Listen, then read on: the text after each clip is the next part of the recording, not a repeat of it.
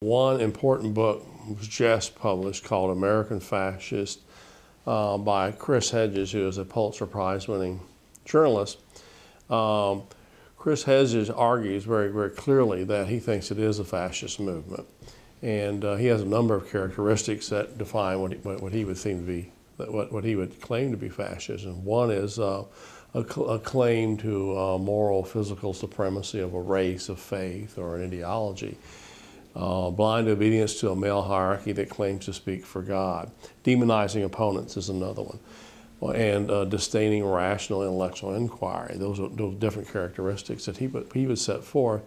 And he sees it in much of the evangelical movement today and what's called the dominionist movement. The dominionist movement basically is the claim, it comes out of Genesis, that Christians are to take dominion over the nation and over the world. And there are a number of well-heeled financial evangelicals that have clearly gotten noticed by the White House. They have weekly meetings with Karl Rove and key people in the White House. And so they've gotten into the bowels of the White House in power.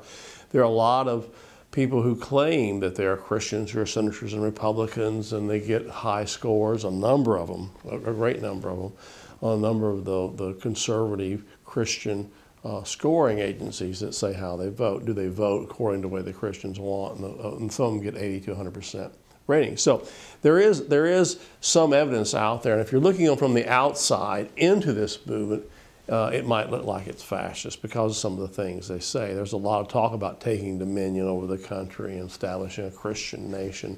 Then people, of course, wonder what will happen at that particular point. But I think where the Christian right really gets it wrong is they think that politics is going to be the answer, and the ballot box has never been the answer to ills in a country. You're not going to change a country by taking it over politically. How people change a country for a religious movement, and I think any kind of movement, is looking at the spiritual problems you see in the country.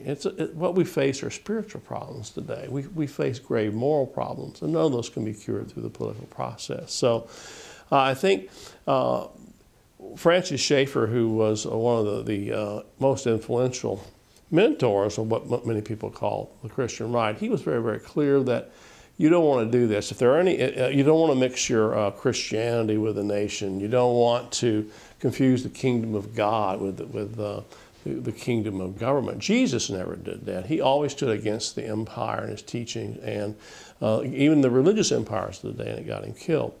So the answer really is that if the country is going to be changed, it's not going to be through the ballot box or taking it over, and not through any kind of movement that may be fascist or authoritarian. It's not going to change that way. That'll only make things worse. And so the real answer is just following what Jesus taught, and that is to love your neighbor as yourself, and to go out and help the poor, and improve your community that way, and teach spiritual principles, and above all, live like a Christian, and live a good moral life and a spiritual life. And that way things will get changed. It certainly won't come through any kind of authoritarian or what may be perceived as a fascist movement.